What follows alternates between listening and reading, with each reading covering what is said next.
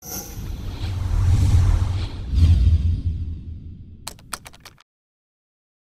5 минути ја завршивме седницата на Комисијата за заразни болести и констатиравме повторно тоа што го кажавме пред неколку дена, дека комплетно состојбата е под контрола. Значи, покрај двајцата починати од село Симнице, останатите 8 пациенти кои што беа задржани, кај кои што беа направени комплетни испитувања и кај кои сите 8, само кај еден имаше гранични вредности на антитела и втор пат е направено повторно, се негативни. Значи, сите 8 пациенти со последните резултати на испитувањата на антителата во крв се негативни. Значи, сите ќе бидат пуштени дома, бидејќи немаат никакви симптоми и знаци. Само еден пациент кој што е примен вчера, исто така од село Симнице, кој што има одредени симптоми, меѓутоа мора да се причека 7-8 дена за да се направат крвни испитувања, за да се докаже дали постојат такви антитела. Меѓутоа пациентот нема симптоми кои што се побрзуваат со треска, освен што има црвенило во грлото. Значи, тоа е што се однесува до состојбата што превземени се сите мерки и од комисијата и од подрачните единици за епидемиологија во Тетово и во Гостивар. Целиот терен и на селото од куќа во куќа и целото бачило е дератизирано и дезинфицирано. Така сега за сега комплетно состојбата е под контрола. Ќе биде во Општа болница Прилеп Илија Јовановски, ќе биде новиот директор, веќе се спрема решението. Општа болница Струмица Наке Гогов, и за него се спрема решение. Специјална болница за белодробни заболувања ќе биде доктор Исмаил Вахити. Тоа е во Тетово, Лешок. И на ортопедија раководител ќе биде Виктор Камнар. Оваа се новите именувања за денес, за понатаму ќе видиме, ќе седнеме, ги разгледуваме. Молам? Исмаил Вахити. Вахити, да. Не оди споро, ја мислам дека не брзаме, подобро да најдеме добри решенија, отколку да брзаме и да бидат решенија кои што ќе бидат одбиени и од колективот и од пациентите. Не, воопшто. Сега за сега никакви несогласувања. Значи, дискутираме отворено за сите предложени имиња, има повеќе имиња за сите клиники и се обидуваме по информации што добиваме и од вработените во клиниките да го најдеме најдоброто решение. Не велам дека секогаш ќе бидат најдобри решенија, можеби има многу подобри, меѓутоа ќе се обидеме, ќе дадеме се од себе да дадеме оптимални решенија. Па на крај ќе бидат 50.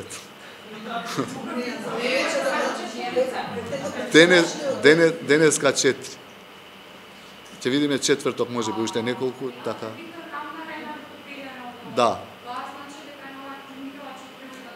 Тој е раководител на одел, таму не е директор, е раководител на одел. Кој? Сега за сега, да. Сега за сега.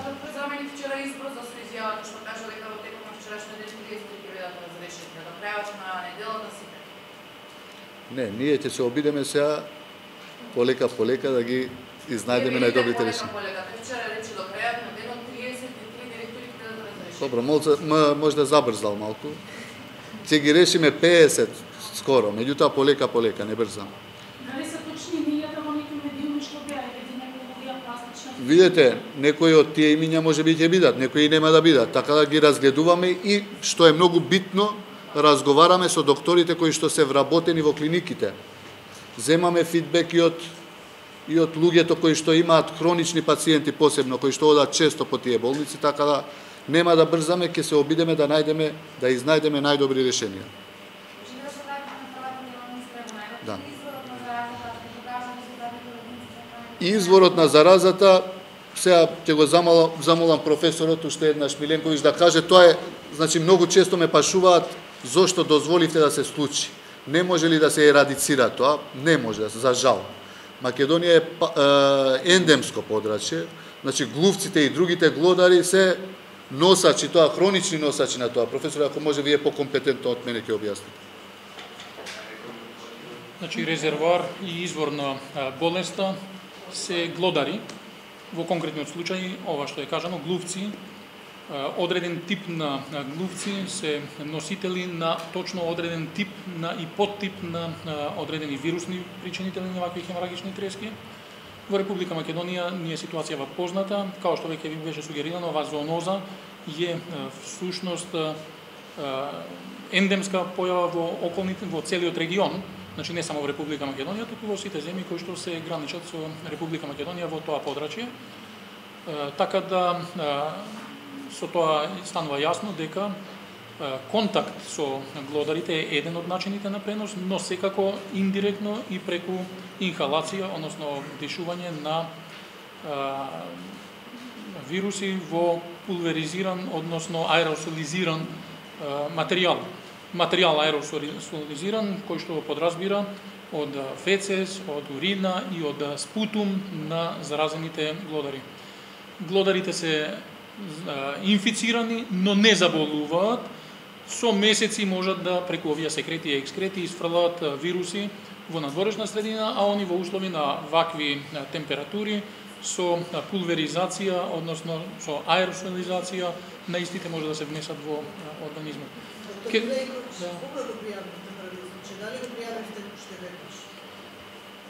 Сите заболувања согласно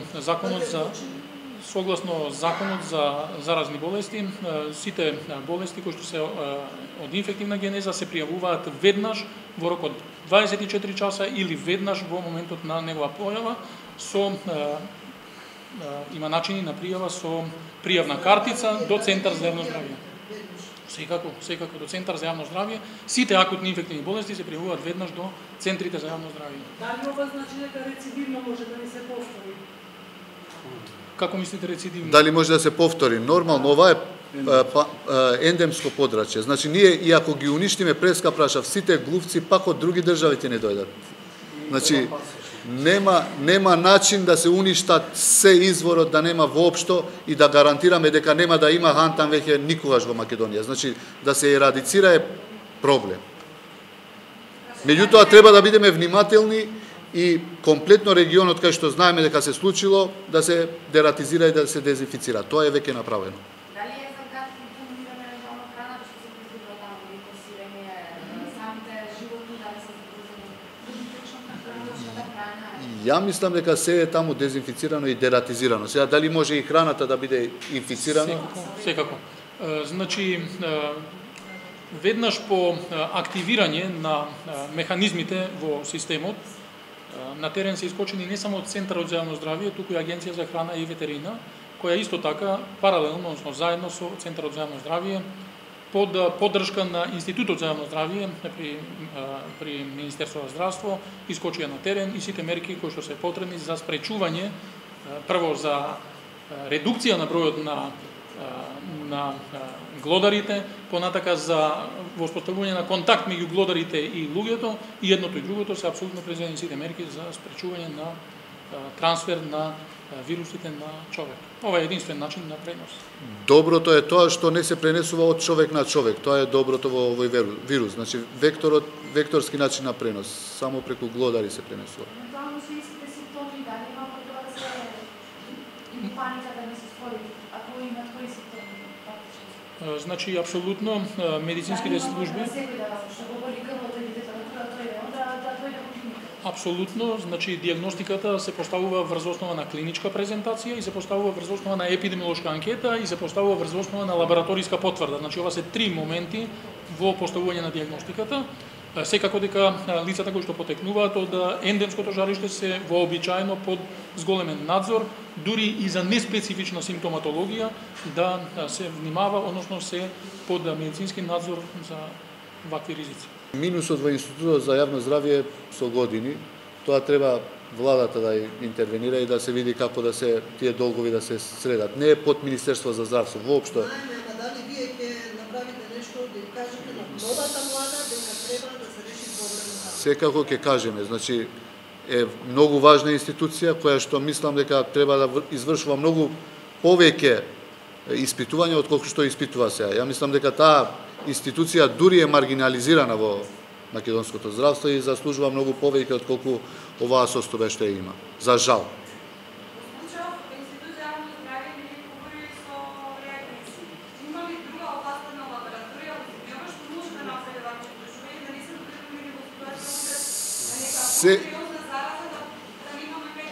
Сега разговаравме со професорот, многу скоро можат и инфективно да почнат, значи имаат апарати готови, реагенсите не коштаат, не е скапо, да речем дека е многу скапо, така да може би наскоро ќе почнат и таму да го работат, рутински.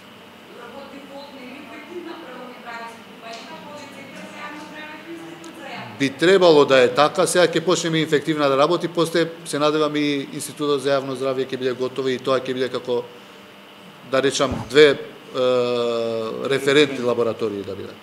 Само смените, некако е спорна, дали на детска и на гинекологија се спорни и не можете да најдете соодветен директор, затоа што постојано се вртат некои имени, постојано стануваат спорни некои имени. Имаме многу добри доктори на сите клиники и се надевам дека наскоро ќе имаме решение и таму кај што сме.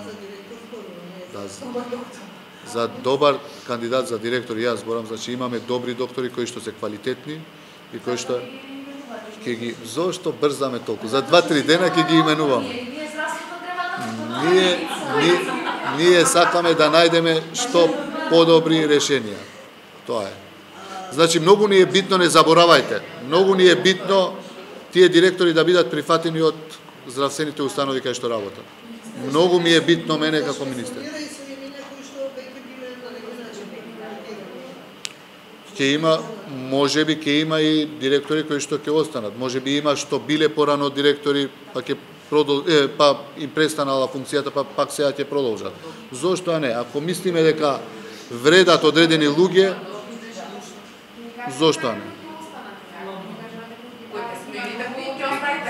Завчера, задутре, на кај 4-5 Коста, или ќе се договорите со Коста, ќе направиме повторно еден брифинг на кафе и ќе разговараме за новите имиња. Сите, можеби, партиската припадност е интимна работа, приватна работа, така не можеме да се мешаме. Меѓутоа, генерално, гледаме луѓе кои што вредат. Тоа ни е главниот принцип. Не велам дека сега ќе има нормално, секој можеби има симпатија кон некоја партија. Не знам уште, ќе размислиме и ќе видиме. Да, секако, да. Тоа е многу поитно отколку ова. Ја инсистирам тоа што побрзо, да.